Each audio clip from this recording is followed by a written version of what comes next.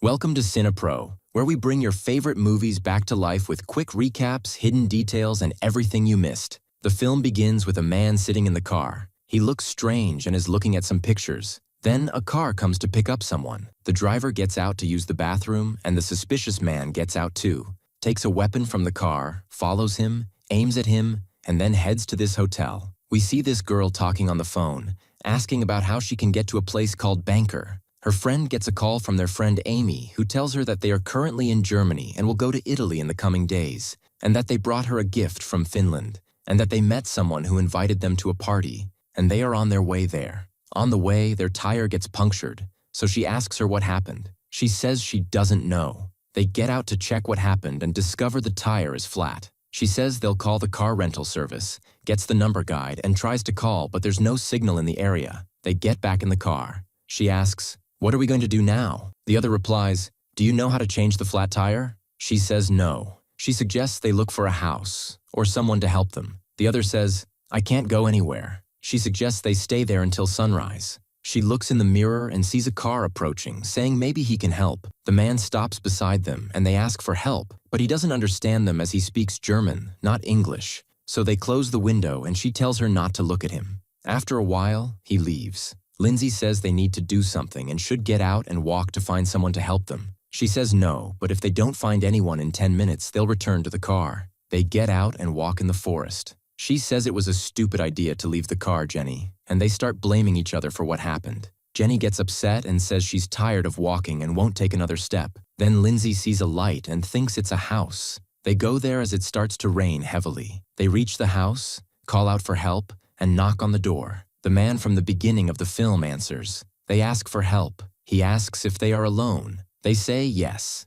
He tells them to come in, locks the door with a key, and looks outside to see if anyone else is there. They sit down and he asks if they are tourists. They say yes. They are on a pre-college vacation from New York and ask if he can call the car rental service. He asks if they are a couple. She says no, they are friends. He gets up and pretends to make the call, saying he'll handle it. She thanks him and asks for some water. He brings 2 glasses, fills them with water, and puts some pills in them. He pretends to be calling the car company, saying, "I'm Dr. Hyder, sorry to call at this hour," as if he's solving their problem. They believe the story, and he gives them the water, telling them the company will send a car in half an hour. Jenny tells him his house is beautiful and asks if he lives there with his wife. He says, "No, I don't like people." Lindsay tries to put the glass down but breaks it, so he gets angry and insults her, saying he'll get something to clean up. She looks at her friend and says they must leave immediately. We see Dr. Hyder go down to a room where there's a man lying on a bed. He fills a syringe and returns.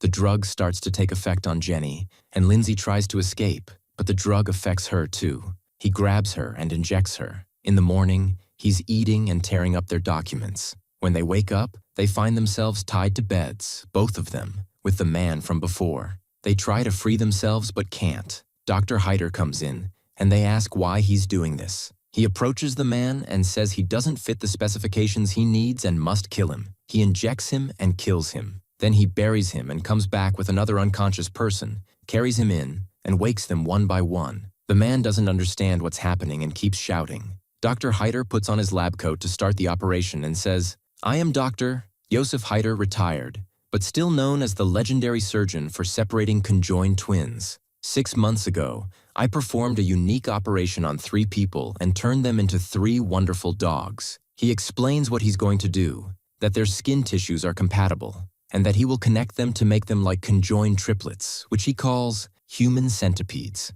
He starts sedating them for the operation, sedates the man, then starts to sedate Jenny. Lindsay tries to free herself while he's distracted. She manages to free herself and escapes, hiding in a room and locking the door. Dr. Hyder tries to open it, banging on the door. After a while, Lindsay tries to get out and finds him standing there with a weapon, trying to break the glass. She tries to escape, but he breaks the glass, comes in, and as she opens the door and runs, she falls into the swimming pool. He catches up to her and wants to shoot her. She dives underwater. After a while, she comes up for air and tells him to kill her. He says that one of the dogs before the operation tried to escape, and after he caught him, he put him in the middle, which is the most painful place. He asks if she regrets trying to escape. He removes the pool cover to force her to come closer so he can catch her. She dives again. The power goes out, and he goes to fix it. She escapes while he's gone, goes to the operating room, unties her friend, and tries to get her out, dragging her across the floor until they're outside. Suddenly, Dr. Hyder appears and injects her with the sedative, taking them back to start the operation, marking the places he will work on, removing the teeth of one of them, and opening the area where he will connect them. After finishing, he sits by the kennel where he kept the dogs from his previous operation, then goes to sleep. Workers come to replace the broken glass. We then see the result of the operation. The three people have become attached like conjoined triplets. Dr. Hyder waits for them to wake up to see how successful the operation was. The man wakes up, and he tells him he is the leader and tries to make him stand. He starts filming them, saying he succeeded in the operation. The three people cry over what happened to them. He brings a mirror to show them what they look like, then puts them in a cage. The man keeps screaming, demanding to be let out, and insults him. Dr. Hyder tries to make them adapt to their new condition and perform some tasks, but they refuse. He gives them dog food. After the man eats some, he bites Dr. Hyder's leg and injures him, saying, "I'm not a dog."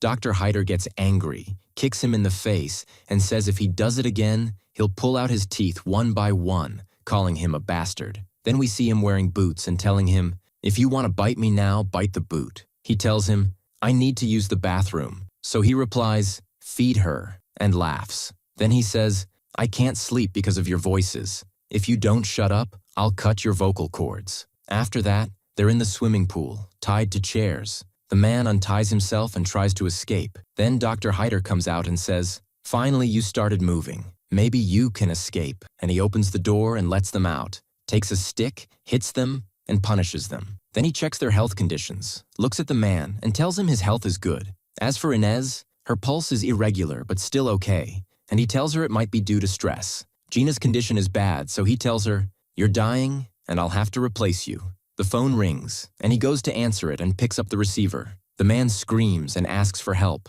We find out the call is from the police, and they tell Dr. Hyder they want to talk to him. He goes out to meet them. He says, "I'm Detective Krantz, and this is my colleague Fuller. May we come in?" He says, "Of course," and lets them in. He asks how he can help them. They tell him that 3 people are missing and that they found their car nearby and maybe he has some information. He tells them that he doesn't know anything and that he's busy with research and doesn't leave the house. He offers them a drink. They say they'll have coffee. He replies he doesn't have time to make coffee and offers them water. He goes, brings 2 cups, puts sleeping pills in them, and gives them the drinks. The man downstairs is screaming, but his voice can't be heard. Dr. Hyder asks them what they want to know. They say, "Someone reported hearing an American woman screaming in your house. Can you explain that?" He says he has no knowledge of what they're talking about. They say his Mercedes was seen where they found the Dutch van. Dr. Hyder gets upset and says he has nothing to do with what they're saying and tells them to drink the water and then leave. He hands him the glass, but his hand shakes, and he drops the glass, breaking it. Dr. Hyder says, "I'll make you regret what you did. I'll sue you and get you fired." After a while, he apologizes, saying he was busy with work and hasn't slept, and goes to get something to dry the water. He goes and prepares a syringe with anesthetic and tells the people he has that he now has a replacement for them, so they should enjoy their last moments because when he comes back, he'll kill them to prepare for the new operation. He leaves, and we see the man trying to reach the knife. We return to Dr. Hyder as he's drying the water. Detective Krantz asks what's downstairs. He says, "You're overstepping your authority." "What's there?" "My lab and a small room for my work." He asks if he can see it. He tells him, "You're overstepping your authority and you don't have a search warrant." While talking, the syringe falls from his hands, and the detective sees it and picks it up, asking, "What's this?" He says, "It's insulin because I have diabetes." The detective says they'll return in 20 minutes with a search warrant. Dr. Hyder goes back to check on his captives but doesn't find them. He looks for them, and the man surprises him and stabs him in the leg, then in the knee. He falls, and they bites him on his neck. He signals to the 2 girls to show them how to walk. They reach the stairs, and Dr. Hyder is still moving. They try to go up the stairs, and Dr. Hyder regains consciousness. They climb after much struggle, and Dr. Hyder follows them holding the knife. They reach the room with the glass window. The man grabs a lamp to break the glass so they can get out. Dr. Hyder gets closer. He starts breaking the glass but doesn't make it in time. Dr. Hyder arrives. The man grabs a piece of glass, looks at him, then after a while, laughs. Dr. Hyder is surprised and asks, Are you a god? You're just a pathetic insect. The man slits his own throat with the glass and dies. Then the phone rings, and we see the police detectives have arrived. Dr. Hyder stands in the room and goes back to the pool. The police enter the house with their guns drawn, searching for him. He waits for them, holding the knife, and the smell is so bad that the officer can't stand it and starts vomiting. Dr. Hyder hides in the corner. Detective Kranz discovers blood and hears a sound. He runs and enters the room with the two girls, then runs and finds his colleague killed in the pool. He goes to check on him, and Dr. Hyder shoots him in the stomach. Detective Kranz shoots Dr. Hyder in the head and kills him, then stands in the pool and dies. After that, we see the two girls unable to move after the man died. Jenny holds Lindsay's hand and dies, leaving only Lindsay. The movie ends here. If you liked today's video, don't forget to like, subscribe to the channel, and activate the bell to receive all new updates. See you in the next video.